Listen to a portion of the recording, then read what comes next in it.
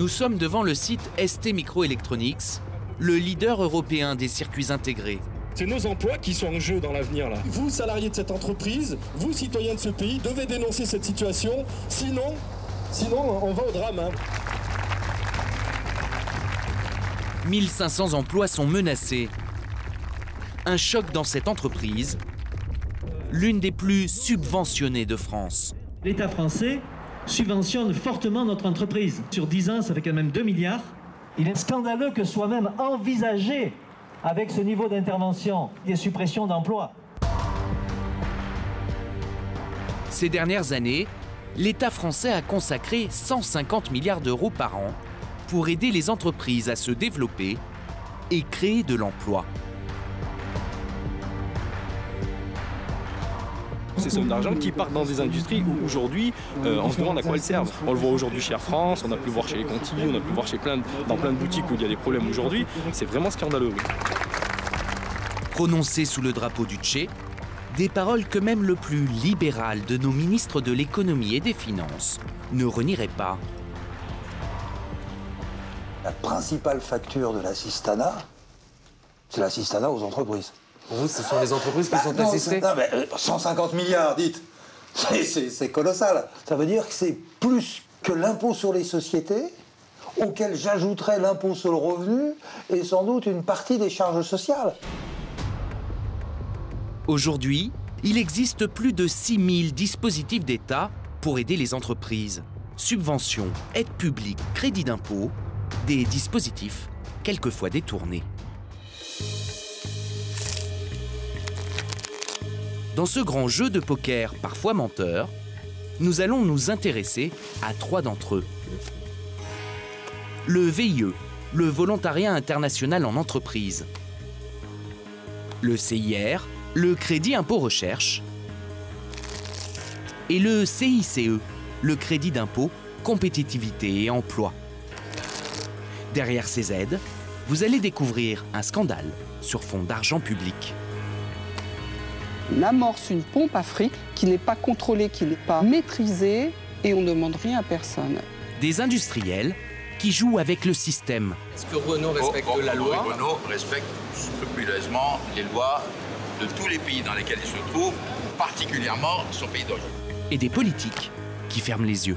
Sur les 150 milliards, il y en a une partie qui est un peu détournée pour de l'optimisation fiscale, voire carrément détournée au... J'espère que non. Voici comment les aides d'État aux entreprises sont devenues un immense jeu de bluff.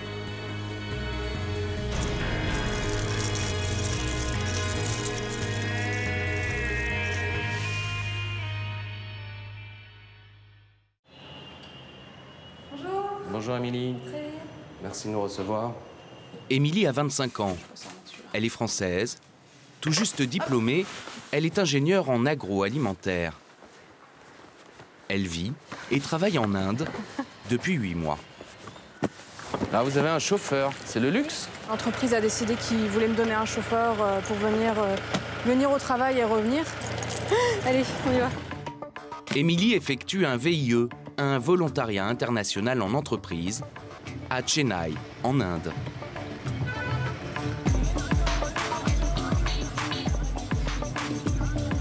Tous les matins, elle se rend dans une usine du groupe Lactalis, pour qui elle travaille.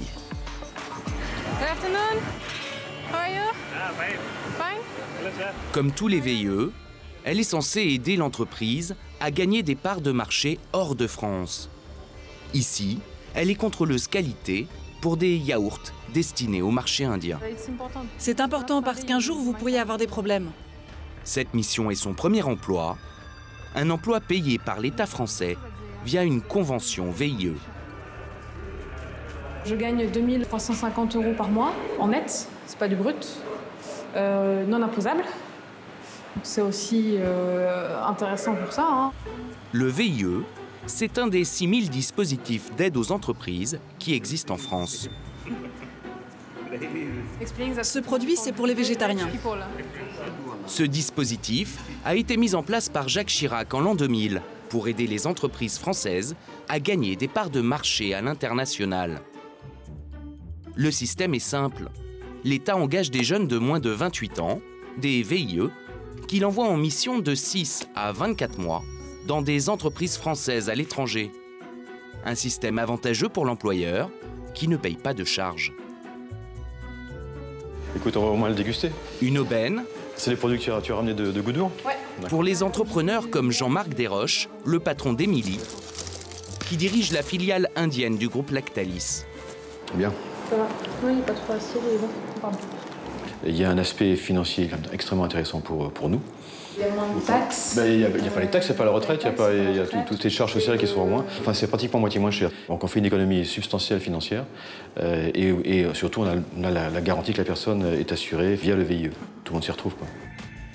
Pour bénéficier du VIE, les règles sont claires. Les VIE doivent exclusivement aider au développement des entreprises françaises à l'étranger. En aucun cas, le VIE ne doit être utilisé pour gagner des parts de marché en France, ce qui équivaudrait à une délocalisation financée par l'État. Impensable. Pourtant, la Cour des comptes s'inquiète. Dans son rapport annuel, en 2011, elle met en garde l'agence publique en charge des VIE, UbiFrance. Il n'est pas exclu que des entreprises utilisent les services d'UbiFrance dans le cadre d'un transfert d'activité de la France vers un pays tiers. D'après la Cour des comptes, certaines entreprises utiliseraient les VIE pour délocaliser leur production. Nous avons voulu vérifier.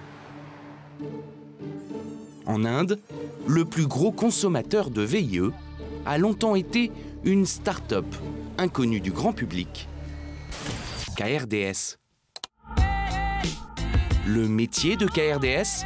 Faire de la publicité pour ses clients sur les réseaux sociaux. L'agence travaille avec de grandes sociétés européennes, comme Peugeot, Air France ou encore Danone. Elle a été fondée en 2008 par 4 jeunes diplômés. Sur cette vidéo, l'une des rares interviews de l'un des fondateurs dans ses bureaux à Paris, Thomas Gestin.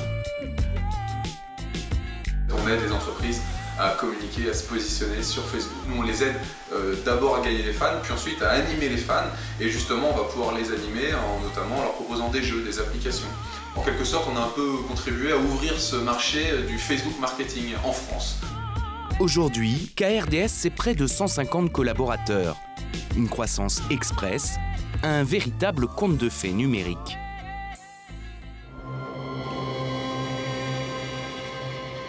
À Chennai, la filiale indienne de KRDS est située au 4e étage de ce centre d'affaires. De nombreuses entreprises internationales y ont élu domicile. Voici les rares images disponibles des locaux de KRDS. Elles ont été tournées en 2011, à un grand plateau en travaux pour accueillir une centaine de personnes. Alors, KRDS utilise-t-elle bien ses VIE pour trouver des clients à l'international, comme le prévoit le dispositif? Nous essayons d'entrer. Bonjour, je m'appelle Jérôme Sesquin. Nous cherchons cette entreprise dont le siège est ici. Il vous faut un laissez-passer. Ah, il me faut une autorisation? Oui, c'est ça. Sans autorisation de KRDS, nous ne pouvons pas entrer. Nous contactons donc l'un des patrons, Thomas Guenou. Allô? Oui, bonjour. On est à Chennai et on aurait aimé vous rencontrer. Je suis pas à Chennai, moi, là. Vous n'êtes pas à Chennai, d'accord. Est-ce qu'il y a d'autres représentants de KRDS à Chennai? Oui, bien sûr, bien sûr. Vous allez voir Luc. J'ai envoyé un mail et puis il pensera, ouais. Il me répondra, d'accord. Au revoir. Luc, c'est le directeur local. Il a refusé de nous recevoir. Un ancien employé indien de KRDS a lui accepté de nous rencontrer. Critiquer son employeur en Inde est très mal vu. Il nous a été très difficile de trouver un témoin. Cet homme accepte de nous parler anonymement. J'étais développeur Flash pour KRDS. Je développais des applications Facebook. J'étais payé environ 500 € par mois. Et de quel pays étaient les clients? La France. Tous les clients étaient français? Un maximum de Français. Quelques clients italiens, mais la plupart étaient français. Et comment vous communiquiez avec les clients français? Nous, on ne leur parlait pas. Ce sont les VIE qui leur parlaient. Seuls les VIE pouvaient parler avec les clients français. C'était la règle. À en croire cet ancien employé, KRDS utilise bien ses VIE en Inde pour travailler avec des clients français. Leur mission serait donc détournée. Si cela est vrai, l'entreprise ferait de la délocalisation avec des subventions de l'État français. Nous apprenons que les Français qui travaillent pour KRDS sont logés par l'entreprise dans ce quartier de bord de mer. Ah si, c'est cela. Hello? Bonjour, c'est ici que vivent les Français de KRDS? Je peux parler à l'un d'entre eux? Thank you. Bonjour, enchanté. Jérôme Sesquin. Je rencontre un stagiaire fraîchement arrivé. Et combien de Français? On est une petite quinzaine au moins. Selon lui, ils doivent mentir aux clients et cacher qu'ils sont basés en Inde. Une instruction de la direction de KRDS. Bon après, normalement, ils ne le disent pas beaucoup aux clients qu'on a, sur les entreprises. Ils ne préfèrent pas non plus trop dire qu'on est en Inde. Quand les gens appellent de France, ils ont l'impression de faire appel à une entreprise en France, quoi, en fait. Plutôt, ouais. Bon, après, il y en a certainement qui le savent. Je sais qu'on m'a conseillé de pas trop en parler, quoi, au début, à la base. Mais bon, je vous le dis, ça. Bon, après, c'est pas... Ouais. Ouais, en gros, ils ont un peu délocalisé, quoi. Ils sont un peu délocalisés, comme ça, bien sûr. Bon, ben, on vous souhaite un bon week-end. Merci beaucoup. Au revoir. Nous avons rendez-vous avec 3 anciens VIE de KRDS Inde. Ils acceptent de nous raconter, à visage masqué, la marche à suivre mise en place par l'entreprise pour délocaliser. Des règles auxquelles étaient soumis tous les salariés et VIE de KRDS à Chennai. Premier point, comment cacher qu'ils sont en Inde? Entrez, je vous en prie. Bonjour. On mentait bien sûr aux clients. On était censé être en France, soit à Lyon, soit à Paris. C'est-à-dire que vous arrivez au bureau vers 13h, quand il est 9h en France. Comme ça, on travaille en même temps que nos clients et ça permet de ne pas éveiller de soupçons. La deuxième façon, c'est qu'on était tous équipés en fait, de téléphones avec des numéros français. C'est la magie de Skype. Le client appelle sur un 01, mais vous êtes à l'autre bout du monde. Un d'entre eux nous montre un email avec les consignes de la direction de KRDS pour les VIE en Inde. Je vais être capable d'échanger quelques mots au pied levé sur Lyon au cas où. Quelques infos que vous voyez sur Street View, à graver dans votre cerveau. Au rez-de-chaussée, un magasin fossile, maroquinerie. Notre bureau est en face du McDo. Pour la météo, dites que ça va et googlez vite. Il y a eu quelques boulettes, oui. Et une anecdote, c'était ah oui, aujourd'hui, il a fait super beau à Paris. Et là, le chef de projet a dû dire ah bah nous, on est en pleine mousson. À Lyon. À Lyon. La mousson à Lyon, c'est compliqué. Ces anciens VIE dénoncent une autre tromperie, cette fois-ci vis-à-vis des autorités indiennes. À l'époque où ils travaillaient pour KRDS, l'Inde n'autorisait que 50 VIE sur son territoire. Pour contourner ce quota, KRDS leur fait signer un second contrat de travail indien. Un contrat indien qui me permettait, vu que j'étais un VIE hors accord, un VIE caché, d'obtenir un visa de travail. D'accord. Pour preuve, cet email dans lequel la responsable des ressources humaines confirme la manipulation noir sur blanc. La VIE qui l'a reçu nous le lit. Nous allons devoir faire un contrat indien. Cependant, ce n'est que de la poudre aux yeux pour les autorités indiennes. En réalité, tu viens nous rejoindre pour effectuer un VIE de 24 mois. Pour que la tromperie soit parfaite, KRDS leur versait même un salaire indien. De l'argent versé sur un compte qu'il fallait rendre tous les mois en liquide à l'entreprise. J'avais en Inde un compte bancaire indien où mon salaire m'était versé et que je reversais intégralement de la main à la main à la société. À l'époque où ces jeunes VIE effectuaient leur mission pour KRDS en Inde, le directeur de la filiale était Brice Lecomte. Aujourd'hui, il a quitté l'entreprise. En déplacement à l'étranger, il accepte de répondre à nos questions en visioconférence. Oui, bonjour. Ah, je vous vois. Premier point, la délocalisation cachée. Il admet que certains VIE ont bien travaillé en Inde pour des clients français. KRDS, c'est une société qui a décidé effectivement d'abord de partir à l'international, en Inde, pour de la production. Et les VIE ont été utilisés majoritairement pour faire de la production. Mais est-ce que c'était des VIE qui étaient utilisés pour développer des produits pour la France? Si vous prenez une photo en 2011, effectivement, c'est majoritairement français. Si vous la prenez en 2014, c'est majoritairement asiatique. J'ai rencontré beaucoup d'anciens VIE de l'année 2013 et pour eux, tous les clients étaient français. Danone, Air France, Canal+. Leurs clients. Oui, leurs clients. Les clients des 4-5 VIE que vous avez rencontrés. Ouais. Second point, les faux contrats faits pour tromper les autorités indiennes. Des contrats, vous vous en souvenez, qualifiés de poudre aux yeux par la responsable des ressources humaines de KRDS.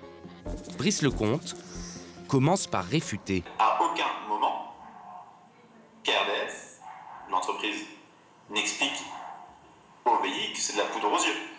Enfin, je sais que vous voulez pas qu'on parle d'email, mais moi j'en ai des emails où on leur explique au moment de les signer que c'est de la poudre aux yeux et c'est le terme exact employé. Non mais je comprends ce que vous... Non mais le terme... Ok, je vois ce que vous voulez dire. Oui, effectivement. Dernier point, les salaires indiens que les VIE devaient rendre en liquide à l'entreprise. Rendre un salaire en cash que vous avez touché de votre employeur déclaré, ça c'est illégal. Bah, c'est illégal d'exiger ça en tant qu'employeur. D'exiger un remboursement. On est d'accord. On est d'accord. Voilà. De l'exiger en tant qu'employeur, c'est illégal. Par contre, de se mettre d'accord entre des Français qui habitent en Inde pour mutualiser les dépenses, là, je sais pas. Selon lui, cet argent finissait dans une cagnotte au bénéfice de tous les salariés. Les gens investissaient dans une cagnotte commune et allaient chercher le week-end des lits, des télés, on meublait nos maisons avec ça. On leur demandait pas d'aller acheter des meubles ou je ne sais quoi, on leur demandait de rendre de l'argent en cash. Pour moi, ça me paraissait de la... Il y a du bricolage. Et ça a été mon erreur. C'est une vraie erreur de gestionnaire. C'était pas quelque chose qui était censé rester, donc c'est resté effectivement un an et demi peut-être.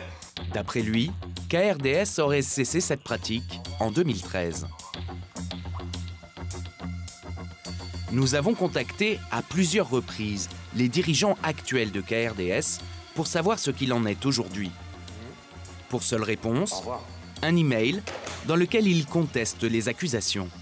Nous nions fermement les allégations que vous présentez comme des faits troublants. L'agence publique en charge des VIE s'appelle UbiFrance. C'est elle qui les place dans les entreprises et les rémunère. Que savait UbiFrance des pratiques contestables de KRDS? Choqués par les abus de l'entreprise, certains VIE ont alerté UbiFrance en 2013. Une réunion est alors organisée à Chennai avec un des représentants de l'agence publique en Inde. Une rencontre qu'un VIE a enregistrée. Nous nous sommes procuré ce document exceptionnel. Sur cet enregistrement sonore, c'est le représentant d'UbiFrance que l'on entend. Sachez que certains d'entre vous avaient besoin de participation sur la question de VIE, donc je vais essayer de les apporter. Il semble informer que l'entreprise fait de la délocalisation cachée. Pire, il ferme les yeux sur le système mis en place par KRDS. Ça, VIE, chez KRDS, globalement, le système fonctionne, on a réussi à faire fonctionner. C'était le seul moyen qu'on a trouvé, qui n'était pas à 100% clean, mais c'était la moins mauvaise solution. Notre objectif à tous, c'est de réduire le chômage. Donc c'est bien ça qui nous a mis. C'est du roux, c'est du beau. Mais bon, Retour à Paris. Nous avons pris rendez-vous avec le directeur général délégué actuel d'UbiFrance, renommé aujourd'hui Business France. Henri Baïssas travaillait déjà pour l'agence publique à l'époque des faits. Ok. Visiblement, KRDS a délocalisé sa production française pour ses clients français en Inde. Est-ce que c'est ça l'esprit du VIE? Non, clairement, ce n'est pas l'esprit du VIE. C'est un point que nous allons faire en fait avec l'entreprise, un recadrage s'il y a besoin. Et s'il faut, si certaines missions ne sont pas dans les clous, on les refusera. Je vais vous faire écouter quelque chose. Nous lui faisons écouter l'enregistrement de la réunion entre des VIE de KRDS et des VIE de UbiFrance. Je vais vous faire écouter quelque chose. Nous lui faisons écouter l'enregistrement de la réunion entre des VIE de KRDS et des VIE de UbiFrance. Nous lui faisons écouter l'enregistrement de la réunion entre des VIE de KRDS et le représentant Business France en Inde. On a l'impression que KRDS et Business France, c'est peut-être pas le cas, mais c'est l'impression que ça donne, sont main dans la main pour exploiter des jeunes pour une délocalisation. Quand il y a un problème comme celui-là, pourquoi les signaux ne sont pas entendus? KRDS est passé de 14 VIE à l'époque à 4 VIE. Donc vous ne pouvez pas dire qu'on n'a pas entendu les signaux. Vous ne pouvez pas dire ça. Vous parlez d'une situation là qui n'a plus rien à voir en 2015 qu'en 2013. Quand je vous ai parlé de délocalisation, vous m'avez dit que vous étiez surpris. Là maintenant vous me dites on l'a réglé. Donc en fait vous avez été informé que cette entreprise pratiquait la délocalisation en se servant des VIE pour cela. On a corrigé un certain nombre de faits qui nous avaient été remontés, et donc on continuera à le faire en étant certainement encore plus vigilant si besoin. D'accord. Bon, je vous remercie. KRDS est-il un cas isolé? Difficile de le savoir. Le dispositif rencontre un grand succès. Le nombre de VIE a doublé en 10 ans. Le deuxième dispositif d'aide aux entreprises pointé pour ses dérives, c'est le CIR, le Crédit Impôt Recherche.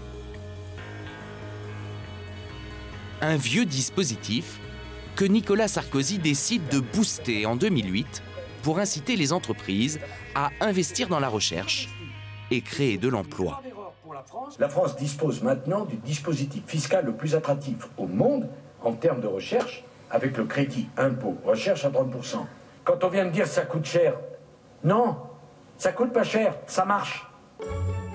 Là aussi, le système est simple. Toute entreprise qui finance de la recherche et développement jusqu'à un plafond de 100 millions d'euros peut bénéficier d'une déduction d'impôt équivalent à 30% de ses investissements. Le crédit d'impôt recherche coûte presque 6 milliards d'euros par an à l'État. Plus de 15 000 entreprises en bénéficient.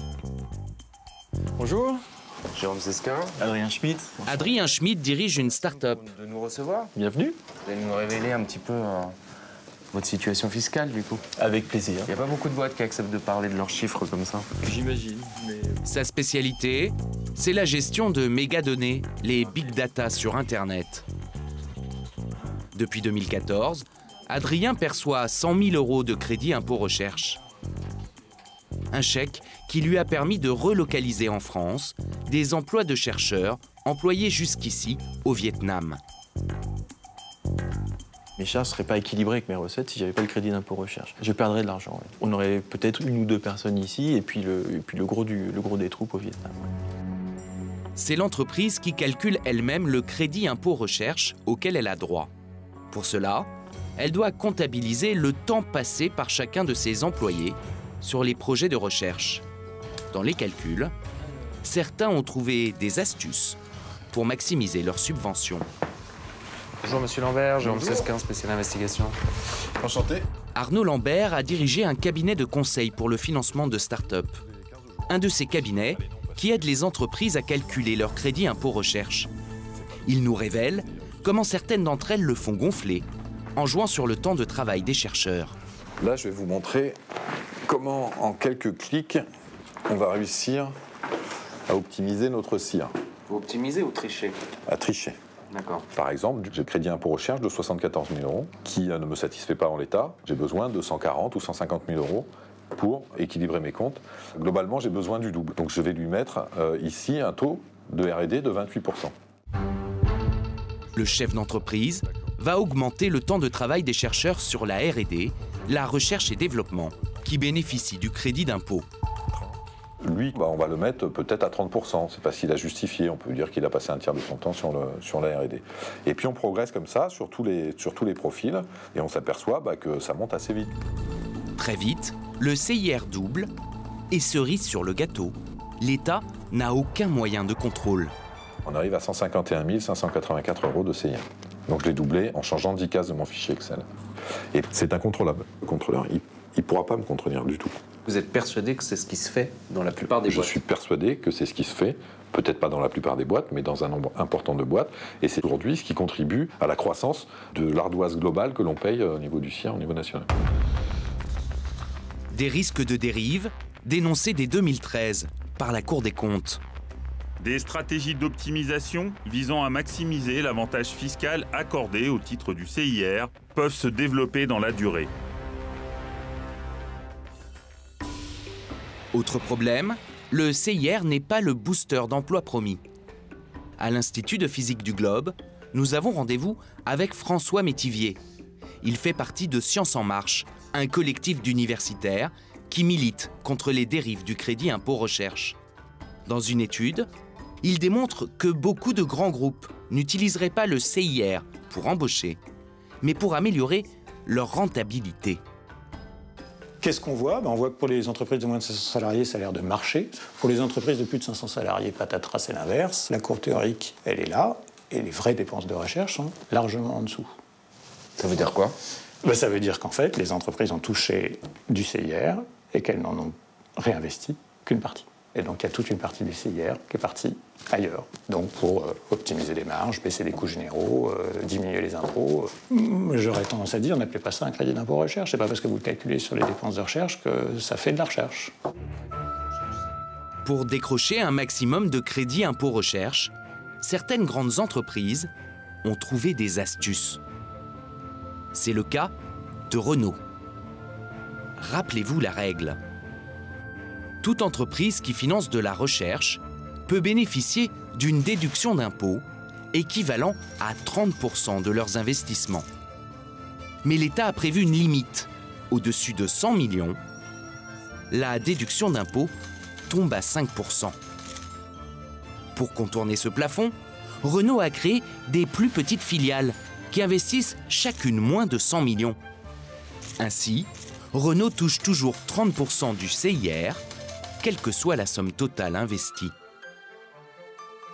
Un tour de passe-passe qui, en 2014, a rapporté à Renault 144 millions d'euros. Nous avons mis la main sur un document interne qui confirme ce schéma fiscal, les retranscriptions d'un comité d'entreprise de 2009. La direction évoque 2 filiales créées pour décrocher du crédit impôt recherche. Il n'y a pas de personnel, c'est un réceptacle comptable qui a entre autres pour objectif de pouvoir profiter des nouvelles dispositions législatives. Le représentant de la direction s'appelle Bernard Olivier, directeur des ingénieurs pour la France. Il ajoute au sujet d'une 3e filiale: cette société n'a pas de business, elle n'a pas de clients. C'est une société qui fait transiter des sommes, qui permet de les regrouper et de justifier un certain nombre de choses vis-à-vis du CIR.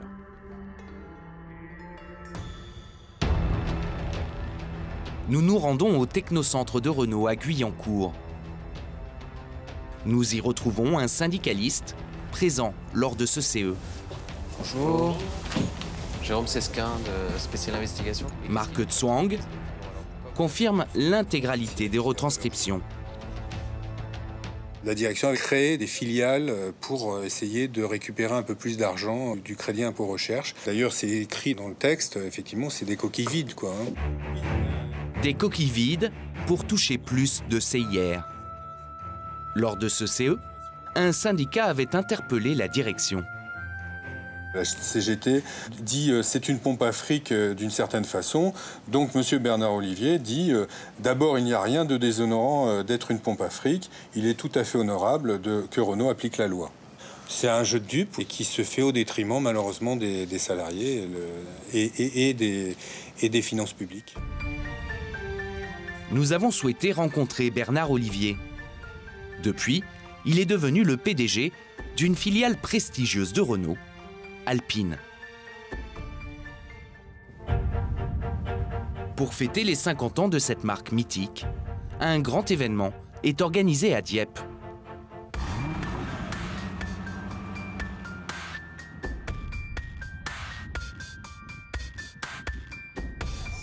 Nous nous invitons à la fête pour savoir si Bernard Olivier assume toujours les coquilles vides de Renault. Je m'abstiendrai, je ne connais pas assez bien le dossier sur la partie Renault. Moi, je connais bien le dossier sur mon projet. Ce document, c'est un PV de CE d'entreprise. Monsieur le Président qui représente Renault, qui dit d'abord il n'y a rien de déshonorant d'être une pompe à fric. Il est tout à fait honorable que Renault applique la loi. Je redis que ces filiales ne sont pas des filiales de business, donc en gros, c'est une filiale vide. Le président, dans ce document, c'est vous, si je ne me trompe pas. Non, c'est pas moi. Ah ben je crois que oui. Non, non, c'est pas moi. C'est pas moi parce que ça, c'est Renault. Oui, mais c'est 2009. Membre de la direction, 2009. B. Olivier, c'est vous, directeur des établissements d'ingénierie France. Je peux vous garantir une chose, Renault et le groupe Renault n'a jamais fait de choses illégales sur ce sujet. On est très vigilants. Finalement, face aux retranscriptions du comité d'entreprise, Bernard Olivier reconnaît ses propos. Des filiales ont donc bien été créées pour gonfler le crédit impôt recherche du groupe Renault. Mais vous reconnaissez quand même... ma belle bleue. Oui, oui, oui. Vous reconnaissez ce qui a été dit dans ce document. Je ne me rappelais pas que c'était en 2009. Objectivement, je ne sais pas vous répondre. Voilà. Mais en tout cas, ce qui est dans ce document est vrai. Vous le reconnaissez. Vous le reconnaissez. Ok. Voilà. Merci beaucoup, monsieur Olivier. Je vous remercie. Au revoir. En mars dernier, le Sénat lance une commission d'enquête sur le crédit impôt recherche. Renault est convoqué devant la commission pour répondre à ces accusations. Dominique Tormann, le directeur financier de Renault, nie en bloc. La réalité du groupe Renault dans son emploi du crédit d'impôt recherche, c'est l'absence de détournement de l'objet du CIR. Il n'y a décidément pas d'effet d'aubaine chez Renault. Pour ce qui est de la création récente de Renault Dream et IDVE, ce sont des sociétés qui ne sont pas du tout fictives. Un discours qui convainc les sénateurs. J'ai été rassuré à la fois par les réponses qui nous ont été apportées et puis par l'approche que fait l'entreprise Renault de la recherche par son implantation en France. Renault ne sera pas inquiété. Aucun sénateur ne s'est référé aux retranscriptions du comité d'entreprise. Nous allons rencontrer la rapporteure de la commission, Brigitte Gontier-Morin, dans les salons dorés du Sénat. Bonjour. Bonjour monsieur, je suis ravi de vous rencontrer. Nous voulons savoir pourquoi les sénateurs n'ont pas produit devant Renault le document. C'est marqué noir sur blanc qu'ils ont créé cette filiale. Non, j'ai pas tout vu. Si vous voulez, on peut le regarder ensemble. Oui, volontiers. Regardez. Cette société n'a pas de business, elle n'a pas de clients. C'est une société qui fait transiter des sommes, qui permet de les regrouper et de justifier un certain nombre de choses vis-à-vis du CIR. Il n'y a aucun salarié. Il n'y a aucun salarié. Il n'y aura personne. Oui, mais... Pourquoi vous n'avez pas poussé jusque-là avec pourquoi le directeur financier ? C'est toute la difficulté de montrer le dispositif. Je crois que ce dispositif est devenu quelque chose de tabou. On amorce une pompe à fric, je reprends le terme, qui n'est pas contrôlée, qui n'est pas maîtrisée, et on ne demande rien à personne. Ces questions que les sénateurs ont oublié de poser, nous décidons de nous en charger. Nous contactons la direction de Renault, qui ne nous répondra jamais. Alors, nous partons à Francfort, en Allemagne, pour le salon de l'automobile. En arrivant, le hasard fait bien les choses. Nous tombons sur Dominique Tormann, le directeur financier de Renault. Monsieur Tormann ? Celui qui a été auditionné par le Sénat. Est-ce que je peux me permettre de vous poser quelques questions ? Oula, je sais pas. Je vous explique. Je fais une enquête sur les subventions et les aides publiques. C'est pas du tout mon domaine. Ah si, vous avez communiqué devant le Sénat, la commission d'enquête sur le crédit impôt recherche. J'ai pas plus à apporter par rapport à ça. Est-ce que ces filiales, notamment 2 d'entre elles, ont été créées pour permettre de toucher plus de crédit d'impôt recherche que ce que la loi... Lisez ce que j'ai dit au Sénat. C'est-à-dire ? Lisez mon texte, il est public, donc j'ai rien de plus à ajouter par rapport à ce que j'ai dit au Sénat. Mais moi j'ai un document qui dit le contraire. Ce sont des propos qui ont été confirmés par monsieur Bernard Olivier que j'ai interviewé. Regardez le document. Je sais pas qui est Bernard Olivier, mais... Le PDG d'Alpine. Quand même, vous connaissez Bernard Olivier, le PDG d'Alpine. Vous êtes qui, pardon ? Jérôme Sesquin de la chaîne Canal+, pour le magazine Spécial Investigation. Il n'y a rien de déshonorant d'être une pompe à fric. L'objet de ces filiales n'est absolument pas d'accueillir du personnel, il est de permettre de récupérer du CIR, du crédit impôt recherche. Donc il y a une contradiction entre ce que vous avez dit devant le Sénat et entre ce qu'on lit dans ce document. Je crois que vous savez que j'ai témoigné sous serment. J'ai rien d'autre à dire. Il dérange ce document, je crois. Carlos Ghosn, le PDG de Renault, s'est déplacé pour l'occasion. Nous tentons notre chance. Monsieur Jérôme Sesquin pour Canal+. En mai dernier, Renault a fait l'objet d'une polémique médiatique au sujet du crédit impôt recherche. On ne vous a pas entendu vous exprimer sur le sujet. Qu'est-ce que vous pouvez nous dire? Est-ce que Renault respecte la loi? Certainement, hein, ça je peux vous le dire. Maintenant, le patron d'un constructeur automobile ne va pas commenter sur tout ce qui arrive autour d'un constructeur automobile. Par contre, la seule chose que je peux vous garantir, c'est que Renault respecte scrupuleusement les lois de tous les pays dans lesquels il se trouve, particulièrement son pays d'origine. Donc les filiales qui ont été créées... Le responsable presse de Renault nous prend à part. Je suis Bruno Moreau, je pense qu'on va se rencontrer. J'aimerais bien. J'ai un certain nombre d'informations que j'aimerais vérifier avec vous et qu'on comprenne et qu'on décrypte en fait comment ce montage financier a été mis en place. Donc, les différentes filiales. Qu'est-ce que vous entendez par montage financier? Il y a des filiales qui ont été créées en 2009. Elles ont été créées, on est d'accord, elles ont été créées en 2009. J'ai toutes les réponses à vous donner si vous me posez des questions. Ah oui, mais je peux pas me poser des questions, c'est des questions. Attendez, vous avez posé des questions, c'est pas vous la question. Vous voulez me prendre en photo? Moi je vous dis juste... Ça sert à quoi? Je vous dis juste... Bah, vous filmez aussi. Oui, on filme aussi. Non, ce que je veux dire... Je suis transparent. Dans mon mail, vous pouvez lui demander. Je vous ai dit l'objet de mon enquête dans mon mail. Tout ce qui touche à la fiscalité, ça ne regarde pas le grand public. 144 millions, c'est de l'argent public, donc ça nous regarde. Bien sûr, peut-être que si vous ne faisiez pas ça, on ne pourrait pas tenir les 3000 postes d'ingénieurs qu'on a au Technocentre, etc. Et que du coup, on serait obligé de transférer notre R&D dans d'autres secteurs. Selon lui, sans cet argent, Renault serait donc contraint de délocaliser. Merci beaucoup. Au revoir. L'État connaît-il les astuces de Renault pour augmenter son CIR? Nous sommes partis à la rencontre du secrétaire d'État à la recherche, Thierry Mandon. Ce jour-là, au Sénat, Thierry Mandon est convié à un débat sur le crédit impôt recherche. Les filiales de Renault sont évoquées. Nous l'attendons à la sortie de l'hémicycle et tentons d'obtenir des explications. Monsieur Mandon, j'ai vraiment une question à vous poser qui est importante. Vous avez entendu pendant les débats, le cas Renault est revenu. Nous, on a eu accès au fameux comité d'entreprise où il est clairement écrit que Renault a créé en 2009 des filiales pour optimiser son crédit impôt recherche. Est-ce que vous trouvez ça normal? Et pourquoi? Je ne prononce pas comme ça dans un escalier. Je regarde les choses précisément. Et si c'est normal, si c'est pas normal, je s'applique. Si c'est normal, mais voilà. Non, mais je ne ferai pas ça. Merci, comme ça. Vous avez le contact de la... Thierry Mandon ne donnera jamais suite à notre demande d'interview. Mais c'est un sénateur républicain qui va nous révéler le poteau rose. Francis Delattre est vice-président de la commission des finances. C'est lui qui dirigeait la commission d'enquête sur le crédit impôt recherche.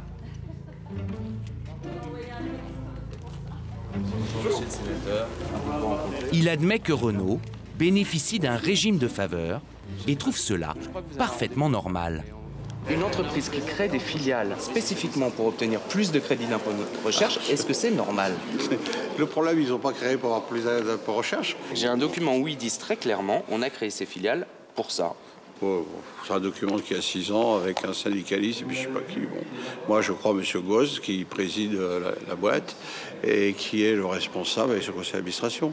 C'est une question fondamentale parce que c'est une question de transparence. Ça n'a rien de fondamental. Mais c'est transparent fiscalement. Et Bercy est parfaitement au courant du montage. Mais Bercy a validé ce schéma fiscal. Absolument. Et puis je comprends qu'il l'ait validé. Mais pourquoi c'est pas transparent? Pourquoi c'est pas public?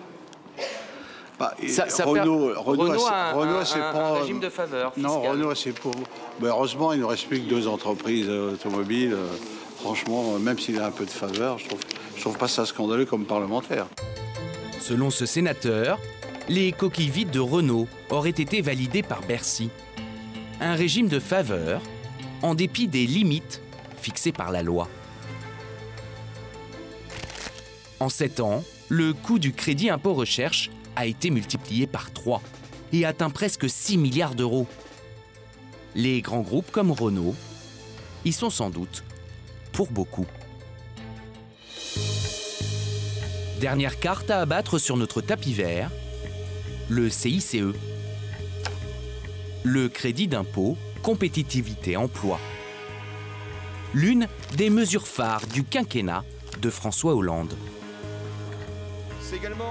Le 13 novembre 2012, François Hollande, nouvellement élu, fait une proposition aux entreprises. Une proposition en or. Le Premier ministre a annoncé un crédit d'impôt pour la compétitivité et pour l'emploi d'un montant de 20 milliards d'euros, dont 10 dès 2013. Ce n'est pas un cadeau, comme je l'entends, que l'État fait. C'est un pacte de confiance pour que l'investissement soit préféré à la distribution de dividendes, pour que l'emploi soit réalisé en France plutôt qu'ailleurs, et pour que la richesse créée puisse être mieux répartie. Le CICE est né. Son principe est simple. Pour tout salaire inférieur à 3 600 € bruts, l'État rembourse à l'entreprise 6% du salaire charges incluses. Selon le gouvernement, ce dispositif est censé créer 500 000 emplois. L'État aide financièrement. En échange, le patron embauche. Ce devait être la règle pour le CICE. Mais un homme s'est battu pour que cela ne soit pas le cas. Cet homme, c'est Pierre Gattaz, le président du MEDEF. Pour lui, les patrons doivent utiliser à leur guise l'argent du CICE, sans obligation d'embaucher. Et il a obtenu gain de cause. Aucune contrepartie des patrons, en échange des milliards d'aides de l'État. Mais pour rassurer, Gattaz a fait une promesse. Les patrons feront tout pour embaucher, même au-delà des 500 000 emplois promis par le gouvernement. Voyez 1 million d'emplois comme un objectif. C'est un objectif que nous voulons prendre, mais c'est comme un objectif d'entreprise, c'est un projet. Eh bien, nous visons ce projet-là, mais ce n'est pas un engagement ferme et définitif. À La Flèche, dans la Sarthe, Wilfried Baudard dirige depuis 8 ans MTF, une PME de tuyauterie industrielle. Une entreprise qui se porte très bien et qui fait sa fierté.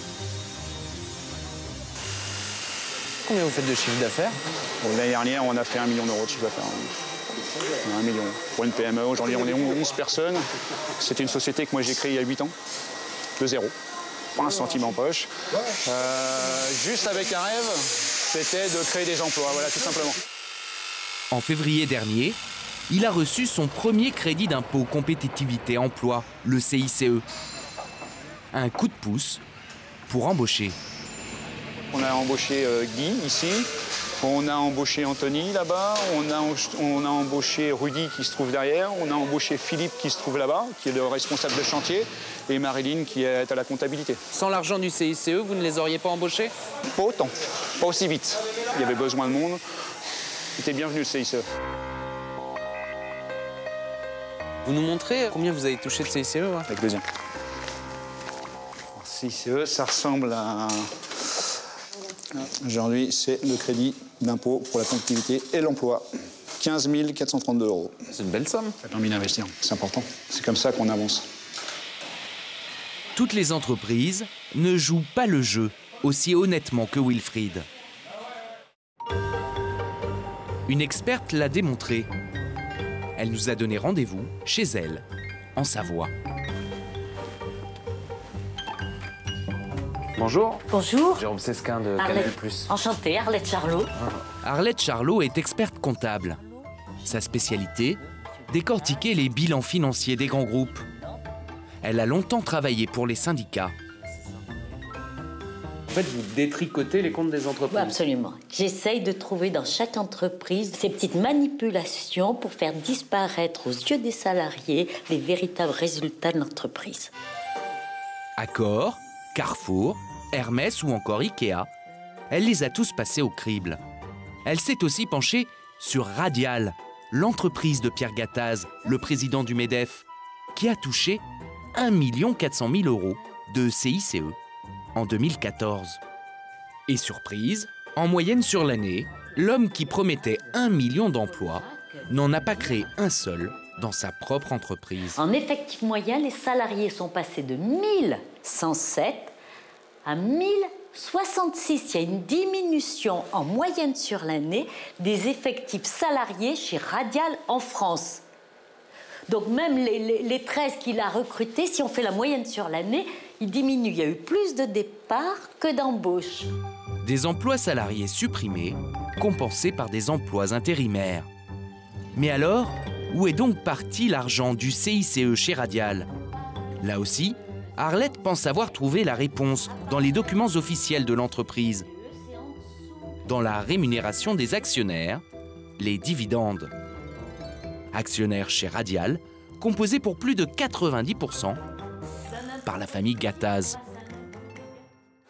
Donc on voit apparaître le montant du CICE d'1 460 000, 1460 €, et entre 2013 et 2014, les dividendes sont passés de 2,7 millions à 4,6 millions, et là, ça a largement absorbé le CICE.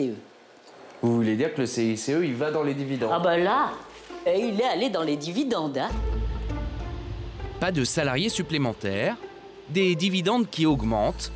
Radial, l'entreprise de Pierre Gattaz, aurait-elle utilisé le CICE pour accroître ses marges? Nous avons récupéré un document confidentiel qui confirme ces infos. Les retranscriptions d'un comité d'entreprise de 2015. La direction indique que le CICE a été utilisé pour sauvegarder ses marges. Pas d'embauche, des marges sauvegardées et donc mécaniquement des actionnaires mieux rémunérés. Une opération légale du patron de Radial, Pierre Gattaz, mais très loin des objectifs de création d'emplois affichés par le président du MEDEF, Pierre Gattaz.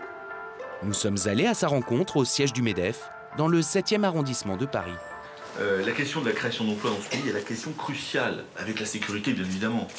Ce jour-là, l'homme qui voulait créer 1 million d'emplois donne même dans la surenchère.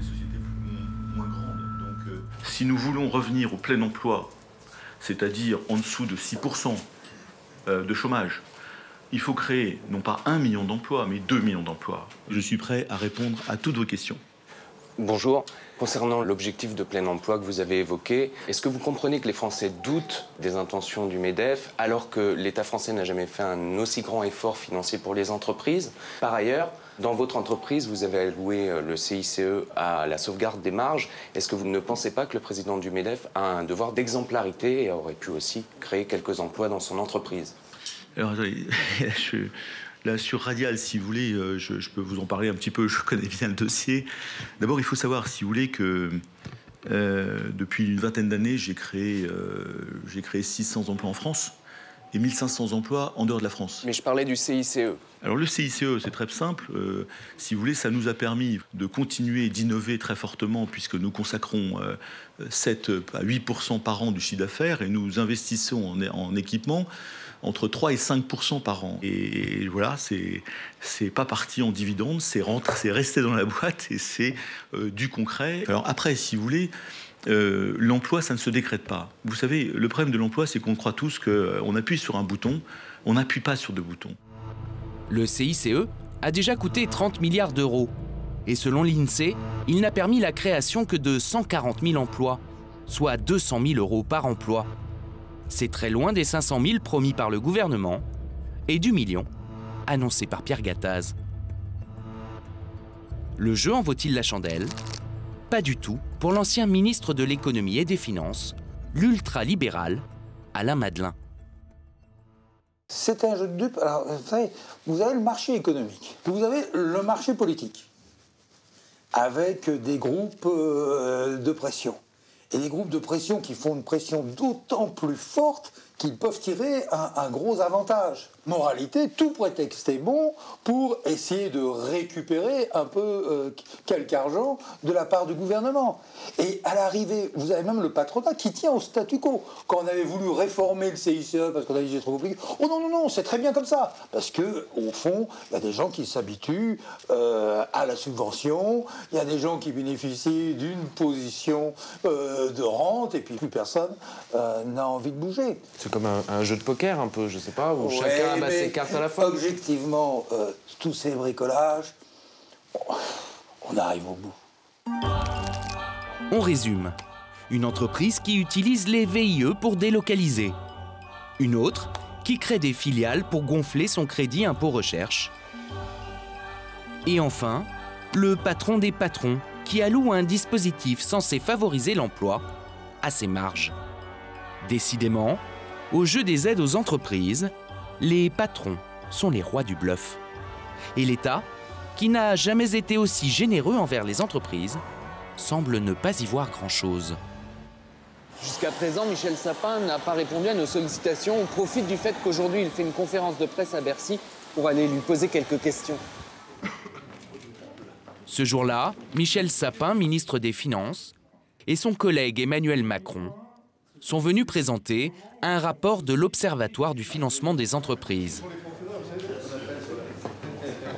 Monsieur Sapin, est-ce que je peux vous poser une petite question? On fait une enquête pour Canal+, un documentaire d'1 heure sur les aides et subventions aux entreprises. On s'est intéressé à plusieurs dispositifs, CICE, CIR, même un petit dispositif, le volontariat international. C'est pas une subvention, mais enfin... C'est un crédit d'impôt. Aides et subventions en général, ça fait partie des 150 milliards que l'État accorde aux entreprises. On a relevé plein de dysfonctionnements, on aimerait avoir votre point de vue pour essayer de comprendre pourquoi il y a si peu de surveillance sur l'argent qui est donné aux entreprises. On a l'impression que sur les 150 milliards, il y en a une partie qui est un peu détournée pour de l'optimisation fiscale, voire carrément détournée au... J'espérais que non, mais oui, et alors? Et on aimerait pouvoir vous interroger précisément sur ces points. J'aimerais prendre un rendez-vous avec vous pour vous solliciter. On s'est échangé les cartes. D'accord, ok. Vous me promettez? C'est possible? Oui. On va voir. Merci beaucoup. Au revoir. L'interview promise n'aura jamais lieu. Visiblement, les 3 dispositifs qui représentent chaque année plus de 20 milliards d'euros d'argent public ne méritent pas d'explication du gouvernement. Au terme de notre enquête, on a le désagréable sentiment que les entreprises jouent avec l'argent public, que l'État les laisse faire et qu'au final, ce sont toujours les contribuables qui se font bluffer.